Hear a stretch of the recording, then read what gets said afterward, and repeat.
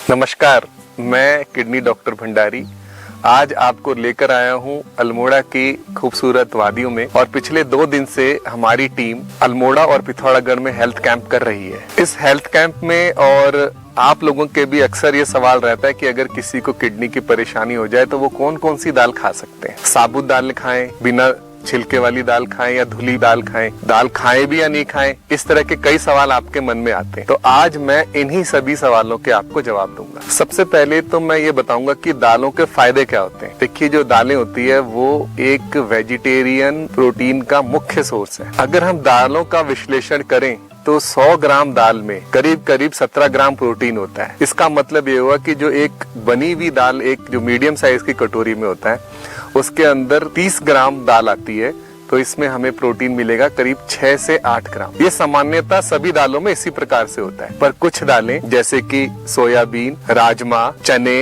भटकी दाल यानी black beans, इन सब में प्रोटीन की मात्रा इससे दुगनी होती है। यानी कि एक कटोरी दाल में करीब करीब 16 ग्राम तक भी प्रोटीन होता है। जो दालें होती है वो और जो प्रोटीन होते हैं जैसे कि नॉन वेजिटेरियन प्रोटीन, उससे अलग ऐसे होता है कि इसके अंदर फैट कंटेंट बहुत कम होता है, इसके अंदर सोडियम कम होता है, इसके अंदर फाइबर बहुत ज्यादा होते हैं और विटामिन और मिनरल्स, खासकर विटामिन बी, सी, ई और कॉपर, आयरन, इस तरह के जो मिनरल्स होते हैं जो एक एंटीऑक्सीडेंट का काम करते हैं, ये भी भरपूर मात्रा में होते हैं। पर जो दालें होती है वो 2 तरह की होती है। एक होती है साबुत दाल और एक धुली हुई दाल। साबुत दालों के अंदर न्यूट्रिशनल सारे होते हैं, एसेंशियल एमिनो एसिड ज्यादा होती है, मिनरल और विटामिन उसके छिलके में होते हैं और हालांकि उसमें कुछ एंटी न्यूट्रिएंट्स भी होते हैं, पर ओवरऑल इसकी जो वैल्यू होती है वो बिना धुली हुई दालों से इसकी न्यूट्रिशनल की जो वैल्यू होती है वो ज्यादा होती है। दूसरी तरफ जो धुली हुई दालें होती हैं उसके अंदर हम उसकी जो बाहर की लेयर होती है उसको निकाल देते हैं। इसको निकालने के 2 प्रोसेस होते हैं। एक होता है वेट प्रोसेस यानी गीली प्रोसेस, एक सूखी प्रोसेस।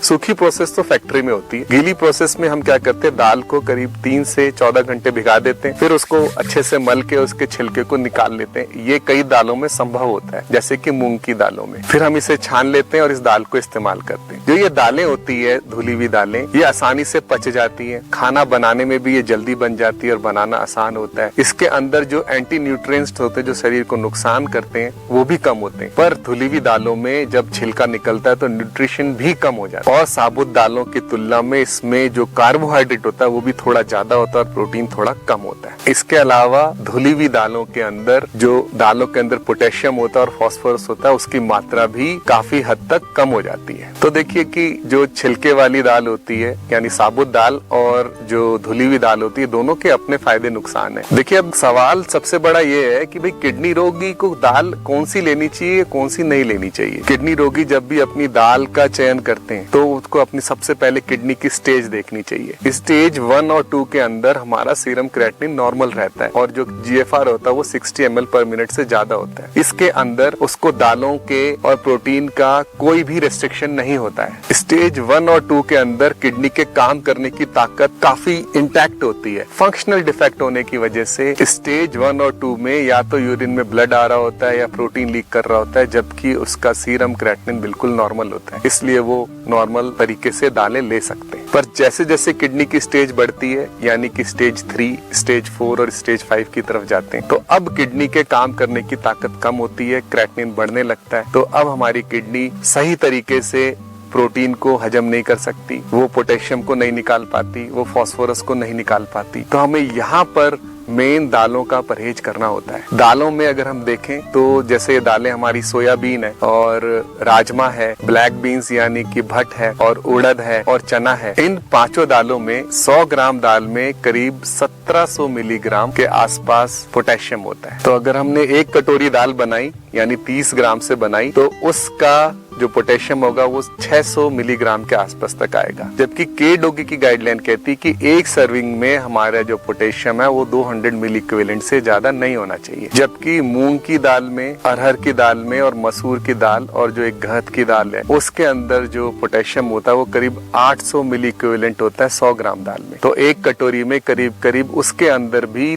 300 मिलीग्राम पोटेशियम होता है। तो हम अगर कोई भी दाल लें तो दाल लेने में हमारा जो पोटेशियम है वो 200 मिलीग्राम से ज्यादा ही होगा। किडनी रोगियों को पोटेशियम कम करने के लिए दालों की लीचिंग करनी चाहिए, चाहे वो किसी भी स्टेज का हो। जैसे कि उसने गुनगुने पानी में दाल भिगो दी या फिर हल्के पानी में डाल के उसे उबाल लिया और उस पानी को फेंक दिया। इससे उसका जो पोटेशियम कंटेंट है करीब करीब 50% कम हो जाता है। जो दूसरी चीज किडनी के रोगियों को देखनी होती है वो होता है फास्फोरस। फास्फोरस दालों में कम होना चाहिए, लेकिन जैसे सोयाबीन और भट यानी ब्लैक बीन्स, राजमा, लोबिया, उड़द, इन दालों के अंदर फास्फोरस की क्वांटिटी ज्यादा होती है। इसमें करीब 500 से 600 मिलीग्राम फास्फोरस हर 100 मिलीग्राम दाल में होता है। कम फास्फोरस वाले दालें होती हैं मूंग, मसूर, अरहर, घैत की दाल और चना और सूखे हुए मटर। इनके अंदर 100 ग्राम दाल में 300 मिलीग्राम तक फास्फोरस होता है। अब ये सारी जानकारी होने के बाद कि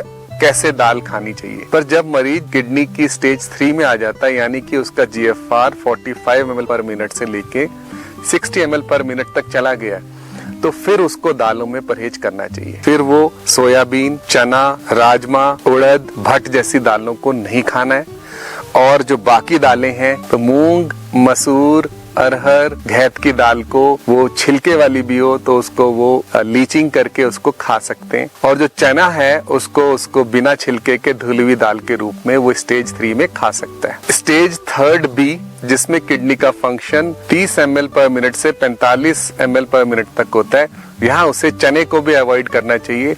यहाँ वो सिर्फ मूंग, मसूर, अरहर और घौत की दाल ले सकते हैं। फिर आती है स्टेज 4 और स्टेज 5। स्टेज 5 में कई मरीज डायलिसिस में चले जाते हैं, पर जो लोग अभी डायलिसिस में नहीं गए हैं स्टेज 5 के और स्टेज 4 के लोगों को अब साबुत दालें नहीं लेनी है, उन्हें बिना छिलके की धुली हुई दालें ही लेनी है, वो भी लीच करके उनको खाना है, और उसमें वो सिर्फ मूंग, मसूर और अरहर खाएं। उसमें वो एक बार में 1 कटोरी ही दाल लें। अगर कोई मरीज डायलिसिस पर है तो फिर उससे प्रोटीन का कोई रिस्ट्रिक्शन नहीं करना है, बल्कि उससे प्रोटीन थोड़ा सा ज्यादा ही खाना होता है, तो फिर उसके दालों का रिस्ट्रिक्शन बंद हो जाता है। उसको दालें पूरी खानी होती है, वो हर तरह की दाल खा सकता है, लेकिन दालों में क्योंकि पोटेशियम और फास्फोरस ज्यादा होता है तो उसमें लीचिंग करना ना भूलें, चाहे वो डायलिसिस में भी मरीज हो। तो अगर मैं इसको समराइज करूं तो दाल हमें लेनी है, पर अलग अलग स्टेज पे, जैसे मैंने आपको बताया है, हमें उस हिसाब से दाल अगर हम लेंगे